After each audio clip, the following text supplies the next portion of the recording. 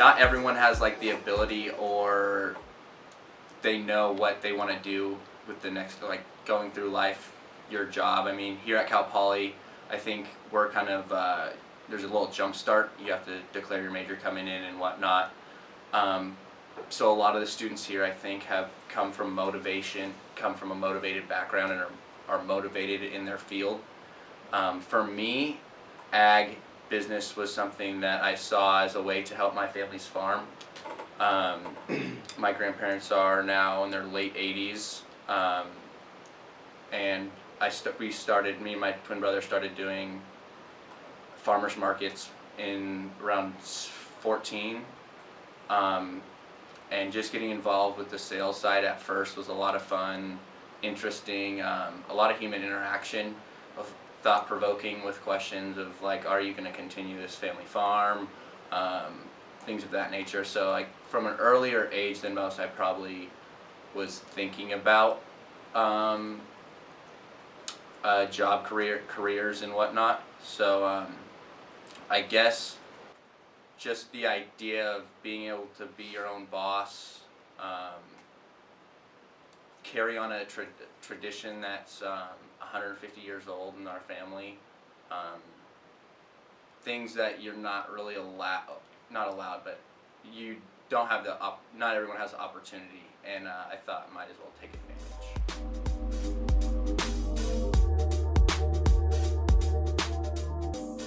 In the class, I started talking to my professor, and she actually had a family connection with me. His name was Len, and she got me in touch with him.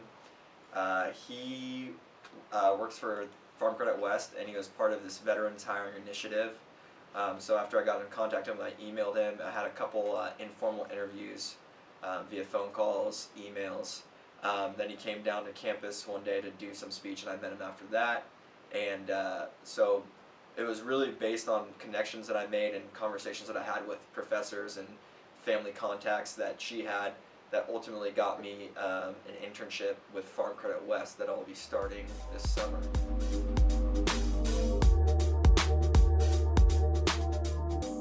Absolutely. So starting off, especially if you have had past jobs, particularly in the high school, you'd want to look at those and fill those out and see what kind of experiences you've learned from there. So for instance, if you did something as simple as, just delivering pizza, you could say that you've directly talked to customers, you've developed relations, you've developed techniques and skills to help create a friendly environment with that service that you're providing for them. And then as far as just anything that you feel is above and beyond that could push you aside from the competition, you'd also want to comment on that as well and just make sure that you say it nice and concisely throughout the resume and then relay that information to your interviewers and to your future employers. And so anything, for instance, I took Berge 340 and I was certified to be part of the irrigations district, but that's not what I necessarily want to get into, but it is something that, it does set you aside from the competition. It shows that you're willing to go above and beyond what you have to do just to, have the initial steps of getting the job.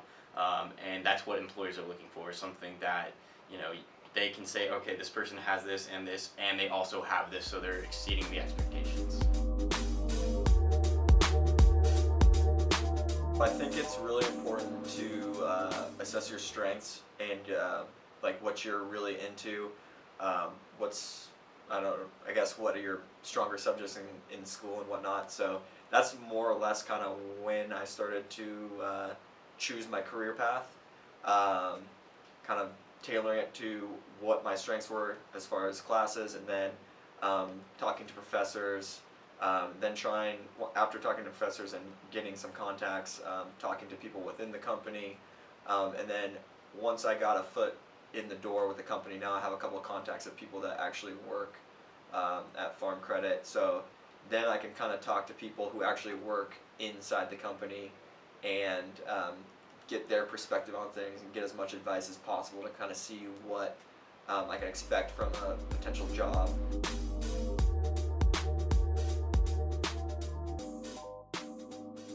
My buddy owns a company called Liftgator, and they make portable lift gates, and he needed an extra set of hands at the job site, so he called me up. I've done welding experience before, and he wanted to see how well I weld, and one of the tests is a pre-employment test. Is he gives you 6 pieces of metal that are all the same size in a square. You have to pre-cut them, measure them twice, cut them once, make sure they're all the correct size, and then weld them together and make a perfect cube. And that's just a test of how well you know how to build, how well you know how to weld, if the integrity of the structure is perfect or not, and if it ends up being a perfect cube or not. So that way they know if they learn if you actually know what you're doing or not. I've been applying to jobs since I was 13. I actually got my first job without an application. It was a family friend, so that was nice. But then I started applying to a summer camp at my high school, and the application was really easy. It was your name, phone number, email address, and any past work experience, just a brief description of it, and what age you were. But now applying to full-time jobs, they want your age, name, social security number, address, all past experience, references. They want everything about you. You can't have one slip up. They want exact start dates. It's getting a lot more difficult, a lot more complicated, a lot more precise, and they need more details from you. So knowing how to fill out an application properly and knowing all the details and information about yourself is essential.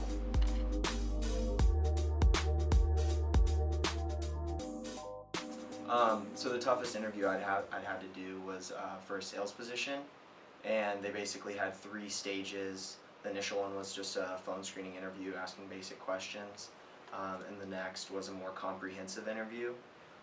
In this one they asked about my prior job experience, and they asked me about specific characteristics that people in sales usually have, and like being able to work with a team, or being able to deal with difficult customers. So they asked me questions pertaining to those topics, and I just tried to think about my prior job experience. And you have to make sure that you present yourself well and speak clearly, sound confident, and that goes with a lot of other things like just making a good first impression, having a good handshake, making sure you ask good questions to the interviewer, because it sounds like it makes you sound more interested in the position and more interested in the company.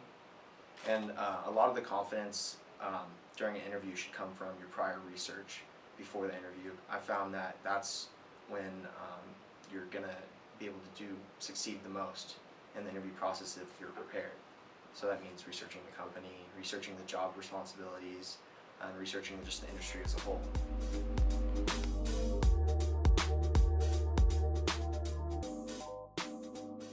Definitely making connections. That is, I would say, hands down the most important thing.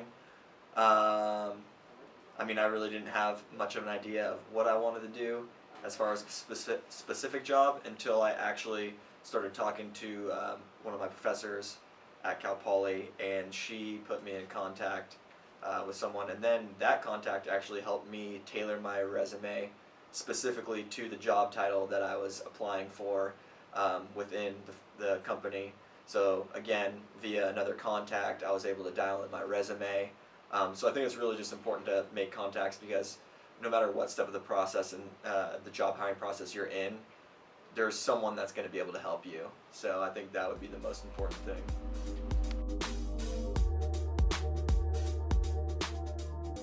If you feel like your job isn't contributing to the company at all, then it's not a good fit. If you can take a day off of work and the company still run perfectly fine, you have to ask yourself, is my job even worth it? Am I even contributing to the company? Like, is this making a difference? And if it's not, then you need to evaluate your position at the company and either take a step back or talk to your boss about getting more responsibilities and contribute more to the company. And another thing is, while looking at the company in itself, if the company if you're not seeing any potential growth through the company or through your own job, then it's going to be time to, again, reevaluate your situation. If you don't see yourself moving forward in the company in the next 18 to 24 months, then it's time to start looking for another job, because there's no way for you to develop anymore at that company.